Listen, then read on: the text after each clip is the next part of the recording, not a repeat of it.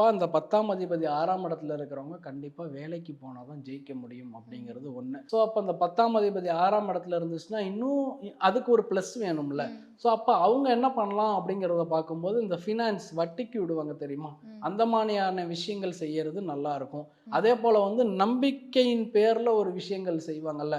குறிப்பா வந்து வேலை வாங்குறத இவங்க ஒரு வேலைய ஓகே. வச்சுக்கிட்டாங்கன்னா நல்லா இருக்கும். ம். ஸோ அப்போ வந்து இவங்க முதலாளியா இல்லாம, தொழிலாளியோட தொழிலாளியா வேலை செய்யறது 10ஆம் அதிபதி 6ஆம் இடத்துல இருக்கிறது உங்களுக்கு கொஞ்சம் பூஸ்ட்டா இருக்கும். இப்போ 10ஆம் அதிபதி 7ஆம் இடத்துல இருக்கப்போ எந்த மாதிரி? அப்பதான் அவங்க வந்து ஜாயிண்ட் பிசினஸ் செய்யணும். ஜாயிண்ட் பிசினஸ்னா எப்படி சொல்றேன்னா, என்னோட ஃப்ரெண்டும் நானும் சேர்ந்து பண்றோம். ம். இந்த கேட்டரிங், ஈவென்ட் மேனேஜ்மென்ட் இதெல்லாம் எடுத்து பண்றாங்கல்ல, ம். அவங்களுக்கெல்லாம் 10ஆம் அதிபதி 7ஆம் இடத்துல இருக்கணும் 1. ம். 2வது விஷயம் அப்படிங்கிறத பார்க்கும்போது, இந்த மேட்ரிமோனி சம்மந்தப்பட்ட ம். ஒரு அந்த திருமண தகவல் மையம், அது மாரி இருக்கிற பிசினஸ் பண்ணலாம். இன்னொன்னு வந்து கம்யூனிகேஷன் சார்ந்த விஷயங்கள் தான் இதுவும்.